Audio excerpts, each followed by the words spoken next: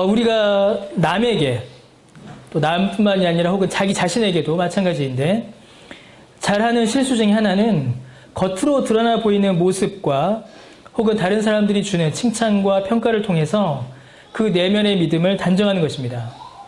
저 사람 참 믿음 좋다. 혹은 나 참 믿음 좋은 사람이다. 이런 평가를 이제 하게 된다는 것이죠. 겉으로 드러나 보이는 것으로 하게 됩니다. 여러분, 믿음은 전적으로 내적인 것입니다. 믿음이 우리 안에 자리 잡고 그것을 통하여서 외적인 열매를 맺죠. 하지만 그것은 외적으로 드러나 보이는 결과물일 뿐이지 그것 자체가 겉으로 드러나 보이는 어떤 열매가 그 믿음의 진실함과 신실함을 어떤 측량할 수 있는 기준은 될 수 없습니다.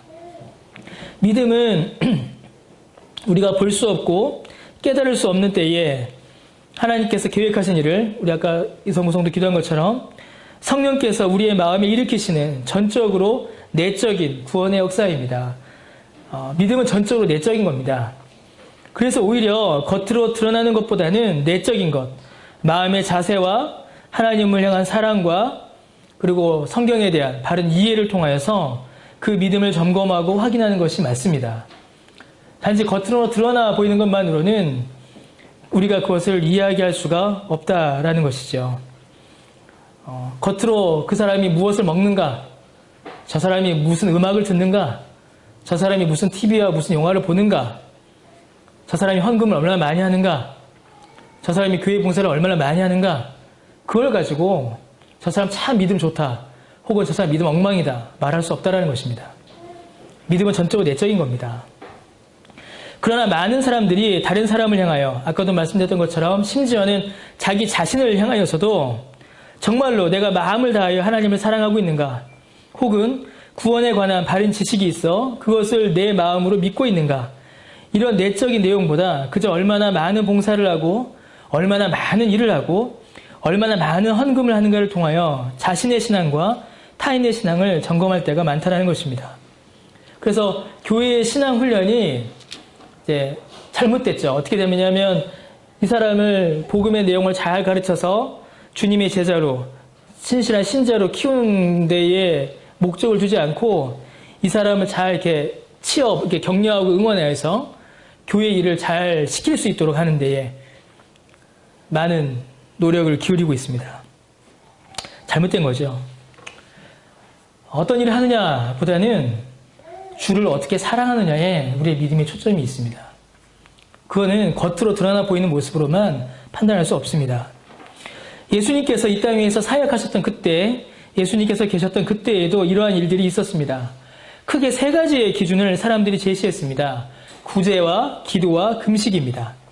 얼마나 많이, 그리고 얼마나 자주 구제하고 기도하고 금식하는가를 통하여서 그 사람의 경건과 신앙의 신실함을 평가했습니다. 이는 매우 심각한 잘못을 일으켰습니다. 경건과 신앙, 믿음은 분명히 우리의 내적인 것이고 거기에 더하여 하나님과 관련된 일인데, 하나님 앞에서 행하여 하나님께 칭찬을 듣기보다는 사람들 앞에서 행하여 사람들에게 칭찬받기를 더 원하게 된 것입니다. 하나님의 칭찬, 하나님의 인정, 그것은 관심을 두지 않고 사람들이 얼마나 나를 더 존경하고 사람들이 얼마나 나를 더 칭찬하는가에만 관심을 두게 된 것이죠. 오늘 우리가 읽은 본문에서와 같이 사람들에게 자기 상을 받고 하나님에게서는 상을 받기를 원하지 않거나 혹은 무관심한 그런 외식하는 신앙생활을 만들게 된 것입니다. 그 당시에 바리새인들의 모습이 이제 낯설지가 않죠. 우리도 상당히 이런 모습들을 가지고 있기 때문입니다. 주님께서는 먼저 구제와 기도에 대하여 말씀하십니다. 금식은 이제 다음에 따로 이렇게 나누어지게 됩니다. 구제와 기도는 사람들에게 가장 많이 보이는 행위이고 직접적으로 다른 사람들에게 영향을 주는 일입니다. 구제하는 일은 그 자체가 사람에게 하는 일이니 당연히 사람의 시선을 받기가 쉽습니다. 그리고 실제로 구제의 일을 일으키기 위해서는 사람들에게 보여야 합니다. 그래야지 어찌됐든 억지로라도 하게 되거든요. 기도하는 일 역시 우리의 신앙에 있어서 가장 대표적인 일인 동시에 여러 모양으로 할 수 있어서 사람들에게 가장 많이 보이는 일입니다. 큰 소리로 기도하거나 대표로 나와서 기도하거나 사람들이 있는 곳에서 기도하거나 이런 기도의 모습들 또한 사람들에게 많이 보이는 모습이죠. 새벽 기도에 나온다거나 이런 것들로 눈에 보이는 일이기 때문에 그렇습니다. 저 사람 얼마나 많은 지식을 가졌는가? 그건 물어보지 않으면 모르지만 얼마나 많이 기도하는가는 보면 보인다라는 것이죠. 사람들에게 많이 보이는 일입니다. 더욱이 구제는 율법의 한 축인 이웃을 사랑하라 라는 명령의 실천적 행위입니다. 그럼 기도는 뭘까요? 기도는 하나님을 사랑하라 라는 율법의 실천입니다. 기도를 통하여서 하나님과의 교제를 이루어가고 하나님을 사랑하는 자가 할 수 있는 신실한 신앙의 모습을 이루어간다는 것이죠. 그러면 이 두 일, 이웃을 사랑하는 것과 이웃을 사랑하는 구제와 하나님을 사랑하는 기도가 함께 나타날 때에 이것으로 사람의 경건과 신실함을 평가하기가 쉽습니다.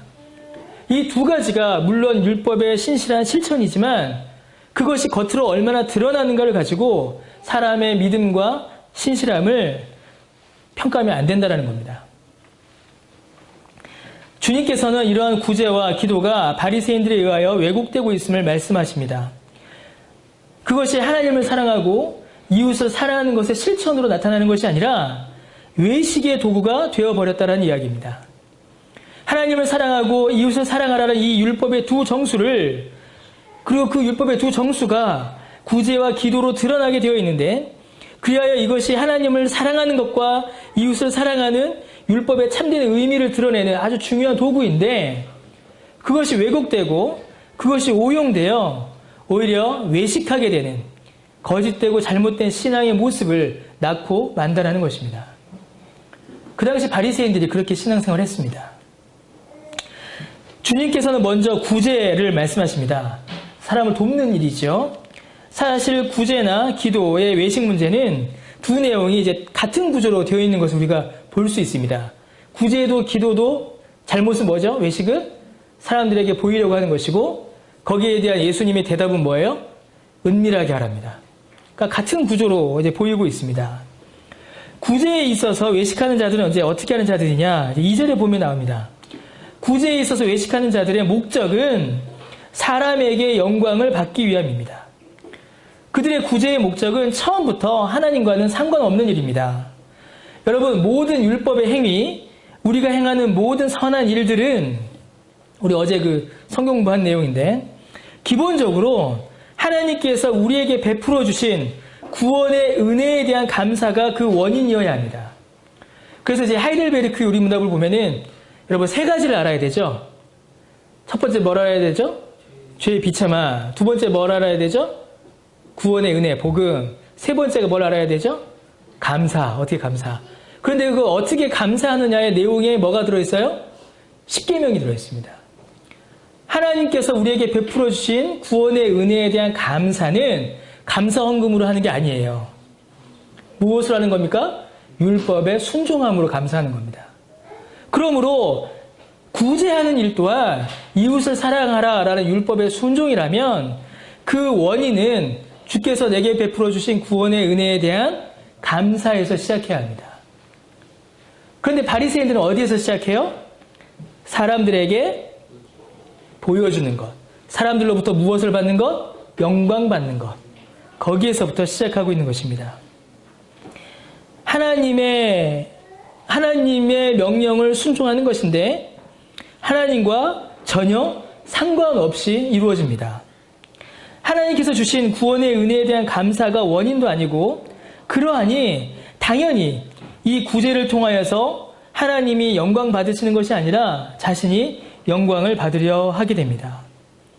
그래서 어떻게 해요? 자신의 행위를 더욱더 멀리 알리죠. 사람들이 많이 모이는 회당, 거리에서 구제를 행합니다. 이를 더욱더 알리기 위해서 나팔을 불어 사람들이 와서 보게 합니다. 그래서 사람들의 존경과 칭찬을 받습니다. 이것이 그들의 목적이 되는 것입니다. 그러나 주님께서는 우리에게 그렇게 가르쳐주지 않으십니다. 주님께서 가르쳐주시는 구제의 방식은 전혀 다른 성격입니다. 주님께서는 우리에게 구제를 행할 때에 은밀하게 하라라고 말씀하십니다. 심지어 오른손이 하는 일을 왼손이 모르게 할 정도로 아무도 모르게 구제를 하는지조차 그 누구도 알 수 없게 구제를 하라라고 말씀하십니다. 구제를 받는 자만이 아니라 그 주변에 있는 자들조차 저 사람을 통하여서 구제의 일이 있었다는 사실을 알 수도 없게 구제를 행하라라고 말씀하시는 것입니다. 여러분, 물론 구제하는 일이 드러나거나 사람들에게 알려질 수 있습니다. 사람들에게 알려지고 드러나는 것, 그것 자체가 나쁘다라고 말씀하시는 것이 아닙니다. 만약에 그렇다면은 우리나라에 있는 많은 구제기관들은 이제 못하게 되는 거죠. 근데 그걸 말씀하시는 게 아니에요. 단순히 드러나고 단순히 알려지는 것, 그걸 말씀하시는 것이 아니라 처음부터 목적이 어디에 있는 겁니까? 나에게 있는 겁니다. 처음부터 그 목적이 자기 자신을 자랑하고 드러내고 사람들로부터 칭찬과 영광을 받는 데에 있는 그것을 지금 주님이 말씀하시는 것입니다. 주님은 구제를 행할 때에 은밀하게 행하라 라고 말씀하십니다. 왜 그럴까요, 여러분? 구제는 실제로 사람들에게 유익을 끼치는 일입니다. 은혜 받는 일이라는 것이죠. 사실 이 구제는 이 자체로도 많은 가치와 유익을 줍니다. 사실 오늘날 지금은 사실은 오른손이 하는 일을 왼손이 모르게 해야 한다는 가르침을 전하는 것 자체가 사실 무의미해요. 왜냐하면 구제를 안 하기 때문입니다. 이 말씀을 전하는 것 자체가 부담이 될 정도로 우리가 구제를 안 해요.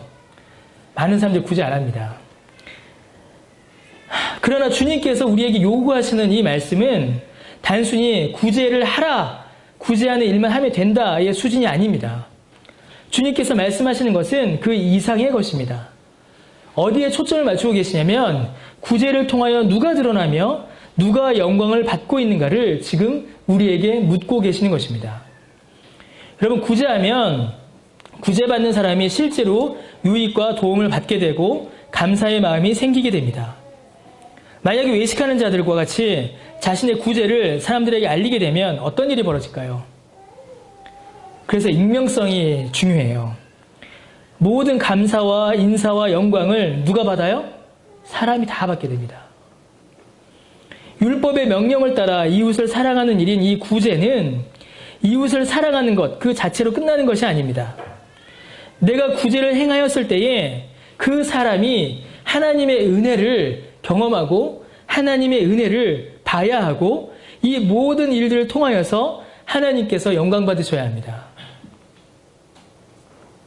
구제를 행하는 자는 하나님께서 베푸신 구원의 은혜에 감사함으로 구제를 행해야 합니다. 사람의 본성은 선한 일을 하고자 하지 않습니다. 여러분, 우리는 선한 일을 별로 좋아하지 않습니다.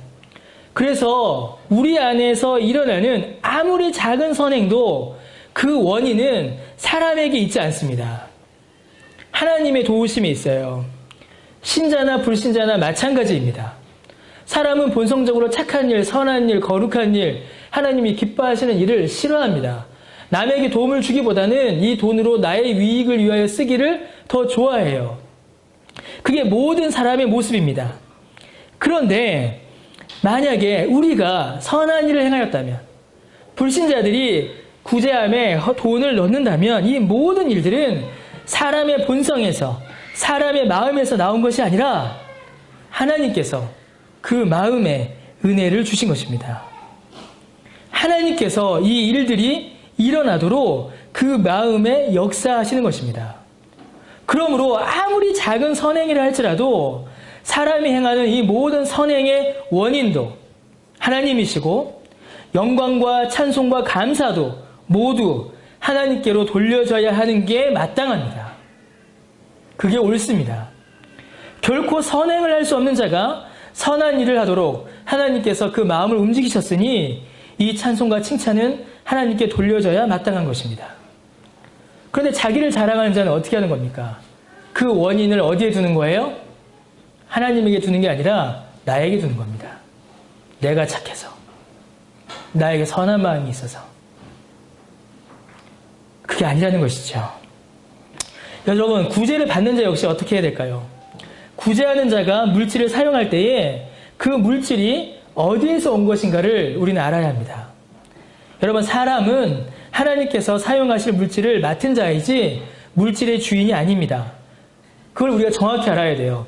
우리가 가지고 있는 물질, 우리의 손에 있는 물질은 주께서 맡기신 것이지 우리의 소유가 아닙니다. 하나님께서 베푸시고자 하시는 자, 은혜를 주시고자 하시는 자에게 전달되어야 할 물질을 맡은 자가 있을 뿐입니다. 그게 우리예요. 그게 우리의 손에 있는 물질입니다. 그렇다면 구제의 은혜를 받은 자가 감사해야 할 자는 또 누구일까요? 물질의 주인이자 베풀고자 한 그 은혜를 베푼 자, 그가 감사를 받아야 되죠. 가운데서 주인의 명령을 따라 심부름한 자가 칭찬과 감사와 영광을 받을 게 아니라는 것입니다.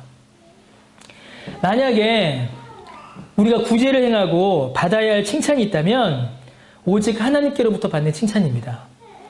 왜 그럴까요? 심부름이기 때문에 그렇습니다. 종은 누구에게 칭찬받을까요? 주인에게 칭찬받는 겁니다. 칭찬은 주인이 주는 것이지 받는 사람이 주는 것이 아닙니다. 구제를 받는 사람은 받은 것에 대하여 감사를 이 물질을 주신 그 주인에게 하는 것이고, 전달한 자는, 종은, 심부름꾼은 그 충성과 순종에 대하여 착하고 충성된 종아라고 주인에게 칭찬을 받는 것일 뿐입니다. 우리는 구제를 통하여서 하나님께 착하고 충성된 종아라고 칭찬을 들어야지 사람에게 칭찬을 듣는 자들이 아닙니다. 그러면 어떻게 돼요? 구제를 받는 자나 구제를 행하는 자나 모든 영광과 감사는 오직 누구에게 가는 겁니까? 하나님께로 가는 겁니다. 이 일을 가능케 하신 분도 하나님이시고, 이 물질을 주신 분도 하나님이시고, 이 물질이 전달되게 하신 분도 하나님이시기 때문에 그렇습니다. 우리가 받은 모든 은혜가 다 하나님께로부터 왔기 때문입니다. 외식한 자들은 이 모든 것을 중간에서 가로챕니다. 먼저는 자신에게 구원과 여러 쓸 것을 주신 하나님의 은혜에 대한 감사가 없죠. 모든 물질이 자신의 것으로 생각하니 구제의 주체도 자신이라고 믿습니다. 구제를 받은 자들이 올리는 영광과 찬송도 내 거다라고 중간에 가로챕니다. 분명히 하나님의 율법에 따른 순종인데 모든 영광이 하나님께로 가는 것이 아니라 사람이 가지게 되는 것입니다. 사람이 중간에서 소유하게 되는 것이죠. 결국 누가 드러납니까? 하나님이 아닌 사람이 드러나게 되는 것입니다. 주님께서 구제를 은밀하게 하라라는 말씀은 사람을 감추라는 말씀입니다. 오직 하나님만이 드러나셔야 한다라는 말씀입니다. 구제할 때 우리는 모두가 죄인이고 모두가 하나님의 도우심이 없이는 이 세상에서 살아갈 수 없는 자라는 사실을 깨닫게 됩니다. 구제하는 자나 구제받는 자나 모두가 다 비참하고 모자란 자라는 사실을 깨달아 알게 됩니다. 구제하는 자도 하나님의 주신 은혜가 있으니 살 수 있고, 구제받는 자도 하나님의 은혜로 살 수 있다는 사실을 깨달아 알게 됩니다. 우리 모두의 비참함이 드러나고 비참한 우리에게 주신 주의 은혜가 드러납니다. 그러나 외식하는 자는 이 모든 것을 잊어버립니다. 나는 당신보다 나은 자이다. 나는 최소한 구제받는 자보다는 능력 있는 존재이다. 구제하지 않는 자들보다는 선한 자이다. 나는 저 사람들보다는 선하고 저 사람들보다는 능력 있다. 이렇게 자기를 높이게 된다는 것입니다. 이러한 자기를 높이는 일, 하나님보다 자신이 영광을 누리는 일이 벌어지고 마는 것입니다. 가장 치명적인 죄가 뭔지 아세요? 겉으로는 다른 사람을 위하는 선행이지만 실제로는 불쌍한 사람들을 이용하여 자신을 높이는, 불쌍한 사람들을 더욱더 비참하게 하는 죄라는 것입니다. 영광을 받으실 하나님께는 영광을 올려드리지 않고, 가난한 자들은 더욱더 비참하게 하고, 오직 자신만이 모든 영광을 독차지하는, 오직 자신만이 하나님과 같다라는 그런 생각을 하게 만드는 죄인 것입니다. 여러분, 또 기도는 어떨까요? 기도. 주님께서는 외식하는 기도를 향하여 지적하십니다. 구제와 같아요. 외식하여 기도하는 자들 역시 사람에게 보이려고 회당과 큰 어귀거리에서 기도합니다. 기도의 경건을 보이는 것으로 사람들이 얼마나 많은 존경과 칭찬을 할까요? 아마도 그들은 큰 소리로 기도했을 것입니다. 그렇죠. 사람들 다 보는 곳에서 기도하면 뭐 해야 돼요? 사람들이 또한 다 듣게 기도해야 합니다. 사람들이 오며 가며 그들의 기도하는 모습만이 아니라 그들의 기도하는 내용 또한 들었을 것입니다. 그들의 기도의 내용은 또 어떠했을까요? 사람들이 많이 보는 곳에서 자신의 욕심만을 채우기 위해서 기도했을까요, 여러분? 사람들 많은 곳에서 기도하는데 하나님 저 집 사주세요 기도했을까요? 그렇게 기도 못합니다. 사람들 보는 눈이 있으니까. 어떻게 기도했을까요? 사람들이 다 보라고 하는 기도이기에 사람들이 다 들으라고 하는 기도를 했을 겁니다. 조국과 민족을 위해, 조국교회와 이 사회의 안정을 위하여, 구제를 위하여 그들은 기도했을 것입니다. 존경이 배가 되겠죠. 아, 저분 저렇게 열심히 기도하시는구나. 저분 저렇게 좋은 내용을 기도하시는구나. 이렇게 그들의 외식을 쌓아갔을 것입니다. 그런데 여러분, 주님의 명령은 그 반대입니다. 주님은 오히려 골방에 들어가서 기도하라 라고 말씀하십니다. 문을 닫고 은밀한 중에 계신 하나님께 기도하라 라고 말씀하십니다. 은밀한 중에 보시는 아버지께서 응답하실 것이다 라고 말씀하셨습니다. 금식도 이와 비슷하게 말씀하십니다. 16절과 18절에 보면 금식하는 표가 전혀 나지 않도록 금식하라 라고 말씀하십니다. 내가 지금 하나님 앞에 기도하고 있다는 사실을 나와 하나님 외에는 아무도 모르게 기도하라 라고 주님께서는 말씀하고 계신 것입니다. 매우 중요한 표현이 다시 등장하죠. 은밀하게 라는 표현이 다시 등장합니다. 구제도 은밀하게 하고 기도도 은밀하게 하라 라고 주님께서 말씀하세요. 여러분, 물론 기도가 드러날 때가 있습니다. 드러나는 기도가 있어요. 오늘 이성구성도 기도한 것처럼 대표 기도는 은밀한 기도가 아닙니다. 드러나 보이는 기도죠.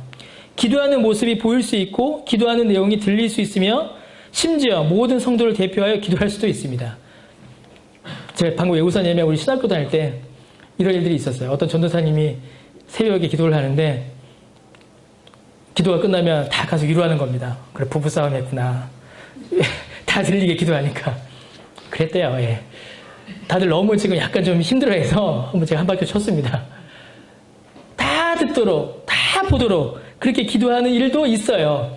들릴 수 있고 보일 수도 있습니다. 그것 자체가 문제가 아니에요. 그것 자체가. 구제도 아까 말씀드렸죠? 드러나고 보이는 것 자체가 문제가 아니듯이 기도도 마찬가지입니다. 처음부터 사람들에게 보이려고 기도를 통하여 사람들의 칭찬과 존경을 받기 위하여 하는 일을 주님께서는 금하시는 겁니다. 어떤 분들이 대표 기도하실 때는 기도를 빙자하여 설교하시는 분도 계세요. 기도를 빙자하여 정죄하시는 분도 계십니다. 기도를 빙자하여 잔소리하는 분도 계세요. 제가 가끔 그럽니다. 틀린 거라는 것이죠. 그렇게 기도하면 안 된다는 겁니다.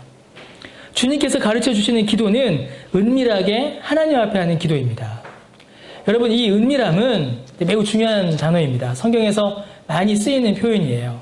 어디에 쓰이냐면 하나님과 그 백성의 관계를 설명할 때 많이 쓰이는 표현입니다. 아가서에 보면은 이 은밀함이라는 단어가 많이 쓰이죠. 솔로몬이 그 아내와 그 여인과의 사랑을 나눌 때에 은밀히라는 단어를 많이 사용합니다. 은밀하게 기도하라, 그리고 은밀하게 사랑한다라는 이 은밀함은 어떤 몰래 하는 일, 음흉한 일, 숨어서 하는 일이라는 의미가 아닙니다. 물론 드러나긴 그렇게 드러나죠. 그러나 이 은밀함의 의미는 그런 어떤 숨겨져 있다, 음흉하다, 몰래 한다는 의미보다는 배타적인 관계를 뜻합니다. 둘만의 관계라는 뜻이에요. 어느 누구도 개입할 수 없는 가장 친밀하고 직접적인 관계를 가리킬 때에 은밀하다라는 표현을 성경은 사용합니다. 그래서 여러분, 가장 은밀한 관계는 어떤 관계일까요? 가장 은밀한 관계. 부부 관계입니다. 가장 은밀한 관계는. 부부 사이에는 그 누구도 들어올 수 없습니다. 남편이 아내를 통하여, 아내가 남편을 통하여 누리는 그 기쁨, 그 즐거움은 가장 은밀한 겁니다. 만약에 그 사이에 누군가 들어와서 남편이 다른 여자와 아내가 다른 남편과 그 기쁨을 누린다면 그것은 은밀함이 아니죠. 여러분, 기도는 은밀한 것입니다. 왜냐하면 오직 하나님과 나만이 누릴 수 있는 시간이기 때문입니다. 그 어느 것도 하나님과 나 사이에 들어올 수 없고 그 어느 것도 하나님을 대신할 수도 없기 때문입니다. 여러분, 우리는 왜 기도합니까? 언제 기도하나요, 여러분? 여러분의 기도의 내용이 주로 뭐죠? 간구입니다. 간구. 하나님 주세요. 이렇게 기도하잖아요. 그렇게 기도 안 합니까? 저는 그렇게 기도합니다. 하나님 주세요라고 기도합니다. 하나님 이게 필요합니다. 하나님 이게 모자랍니다. 하나님 이게 부족합니다. 그래서 제가 힘들고 그래서 제가 부끄럽고 그래서 기도합니다. 우리의 소원을 우리의 마음의 바람을 주 앞에 내려놓고 주께서 들어주시길 위하여 하는 것이 기도입니다.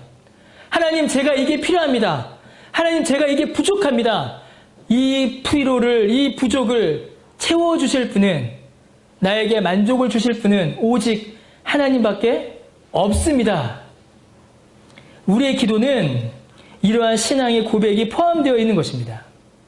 그래서 더더욱 은밀한 것이에요. 나의 연약함과 모자람을 주 앞에 내려놓는 것이고 주님만을 통하여서 내가 만족을 누리는 것이기에 기도는 더욱더 은밀하게 행해져야 합니다. 여러분 그런데 그 기도를 사람들이 다 보도록 사람들이 다 듣도록 한다면 그것은 더 이상 은밀한 게 아닙니다. 성경에서는 하나님과 교회의 관계를 그리스도와 교회의 관계를 하나님과 신자의 관계를 부부 사이로 많이 표현합니다. 부부의 성관계는 가장 은밀한 시간과 장소에서 그 누구의 간섭과 방해 없이 아무도 보는 사람 없이 오직 두 사람만의 즐거움과 기쁨으로 있어야 합니다. 그게 부부의 성관계입니다. 그런데 만약에 그것을 공개된 장소에서 누구나 보도록 누구나 듣도록 한다면 여러분 그것이 아름답고 가치 있는 일일까요? 그것은 더러운 포르노입니다. 그것은 아름다운 부부관계가 아니에요. 부부 사이에 누군가 끼어들고 부부 사이에 누군가 다른 사람이 다른 유익을 보고 그런 일이 벌어진다면 그건 아름다운 부부관계가 될 수 없습니다. 기도도 마찬가지입니다. 사람에게 보이기 위한 기도는 오직 하나님만으로 만족하겠다라는 신앙의 고백이 될 수 없어요. 하나님께서 나의 만족이 되신다는 것보다 사람의 칭찬과 존경으로 만족을 삼는 것이 과연 하나님이 기뻐하시는 기도가 될 수 있을까요? 여러분? 될 수 없습니다. 될 수 없어요.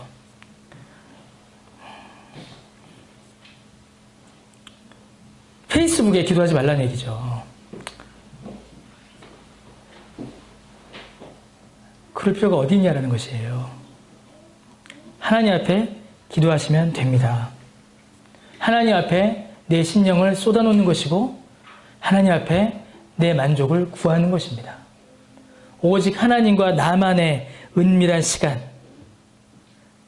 은밀한 교제, 은밀한 사귐, 은밀한 기쁨을 누리는 것입니다. 그러니 기도는 어떻게 해요, 여러분? 즐겁고 기쁘고 소중한 겁니다. 오늘 본문은 그래서 단순히 구제와 기도에 관한 내용이 아님을 이제 아실 겁니다. 오늘 본문은 우리의 경건에 대한 말씀입니다. 우리의 신앙의 내면에 대한 말씀이며 우리 신앙의 본질에 대한 말씀입니다. 여러분 주보 안쪽에 보시면 오늘 설교 내용이 있는데 거기 보시면 아치발도 알렉산더라는 분의 그 책에서 인용한 구절이 있습니다. 우리 성경 공부의 책에 그 그리스도인이란 무엇인가라는 책에 이렇게 기록되어 있는 건데 거기에 이런 글이 나와요. 거의 그리스도인 같은 사람들은 기독교의 모든 주요 진리에 대해서 사변적인 지식을 소유하고 있을 수도 있습니다. 지식을 많이 가질 수 있어요. 거의 그리스도인 같은 사람들. 그리고 심지어는 기독교 진리를 변증하고 변호할 수도 있습니다. 아마도 대단히 양심적이고 종교의 모든 외적 의무를 정확하게 지킬 수도 있습니다. 이런 면에 관해서 그들은 떳떳한 사람일 거예요. 또한 열정에 관해서도 진짜 성도들을 무색하게 할 정도로 열렬한 사람일 수도 있습니다.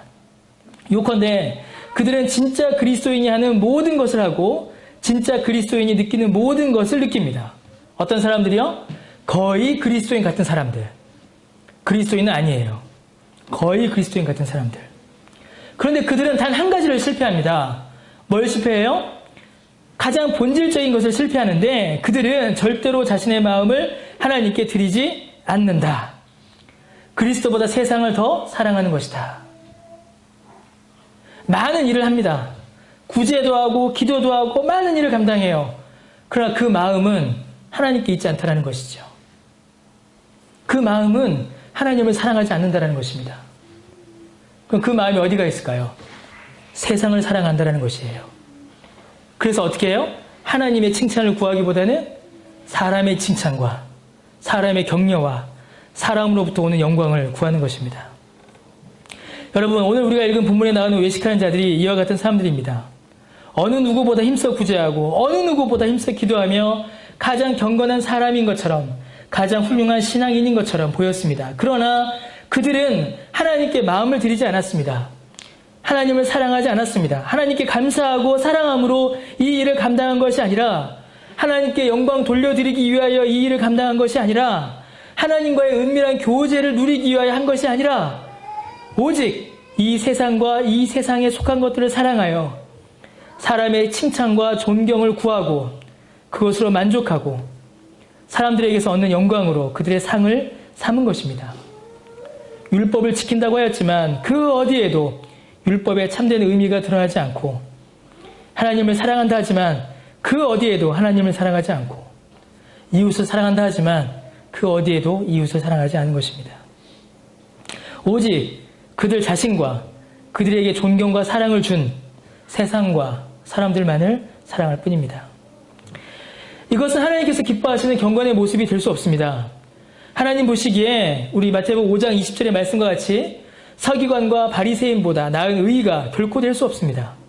이것은 그냥 서기관과 바리새인의 의의일 뿐이에요. 참으로 하나님을 사랑하는 것도 아니고 이웃을 사랑하는 것도 아니고 그저 외식에 불과할 뿐입니다. 여러분, 우리의 모습은 어떻습니까? 우리의 모습은 어때요? 꼭 이런 설교하고 나면 부작용이 일어나요. 첫 번째 부작용, 일하지 않습니다. 그래, 일하는 거 필요 없대. 두 번째 부작용, 괜히 열심히 일하는 사람 가서 정죄합니다. 제발 그러지 마세요. 저 사람이 외식으로 일하는지 감사함으로 일하는지 누가 합니까? 몰라요. 열심히 교회를 섬기고 봉사하는 사람을 격려하시고 그러지 못하는 자신을 부끄럽게 생각하시는 게 옳습니다, 여러분. 저 사람이 외식하고 저 사람이 자랑하는 건 그 사람의 문제예요. 괜히 옆에 가서 외식하지 마. 괜히 옆에 가서 일하지 마. 그러지 마세요. 그런 부작용, 이런 설교하면 콕 일어납니다. 지금 본문이 그걸 이야기하고 있는 것이 아니에요. 하나님이 기뻐하시는 경건이 무엇인가를 우리에게 말씀해주고 계신 겁니다. 여러분, 무엇이 여러분의 만족이고 무엇이 여러분의 기쁨이며 무엇이 여러분의 삶의 목적입니까? 우리 수백 번 한 이야기입니다. 웨스트민스터 소율이 문다. 사람의 제일 된 목적이 뭐냐? 하나님을 즐거워하고 영원토록 그를 영화롭게 하는 겁니다. 그게 우리의 목적이에요. 우리의 구제도 우리의 기도도 다 거기에 있습니다. 우리의 경건도 다 거기에 있습니다. 여러분, 우리의 위로가 뭡니까? 내가 사나 죽으나 내가 내 것이 아니요 우리 주 예수 그리스도의 곧사라는 사실이 위로입니다. 그것을 우리가 기쁨을 삼고 그것을 우리의 즐거움을 삼으면 되는 것이에요. 알고 있지만 상관없이 살아가고 있지 않습니까? 다른 것으로 만족하고 다른 것으로 위로받고 사람의 칭찬으로 위로받고 사람의 칭찬으로 힘을 얻고 사람들에게 칭찬받기 위하여 일하고 사람들에게 칭찬받기 위하여 종교적 행위를 하고 있지는 않냐라는 것이에요. 모든 행위를 제가 부정하는 게 아닙니다. 우리의 마음이 어디 있느냐를 다시 한번 살펴봐야 합니다. 주께서 내게 베풀어 주신 그 은혜에 감사함으로 주 앞에 나를 드리는 그러한 경건이 정말로 은밀한 가운데 주와 사귐이 있는 그 은밀한 교제가, 하나님과의 은밀한 교제가 우리 안에서 이루어지고 있는지 그것을 우리가 다시 한번 돌아보고 살펴봐야 할 것 같습니다. 힘을 좀 내세요. 요즘 설교가 마태복음 5장 6장 하니까 다 율법이고 하지마 소리만 하니까 저도 지칩니다. 또 혼나네. 하지만 이러한 말씀을 통하여서 우리가 힘을 내야 합니다. 이러한 말씀 우리를 정죄하게 하기 위함이 아니라 오히려 우리에게 참된 경건의 모습을 알려주기 위함입니다. 주를 더욱더 붙잡으시고 은밀한 가운데 우리에게 힘을 주시는 주와의 사귐, 말씀과 기도의 사귐을 더욱더 풍성히 하시는 그 안에서 정말 주님이 기뻐하시는 참된 경건의 열매를 맺어가는 우리 모두가 되기를 바랍니다. 기도하겠습니다.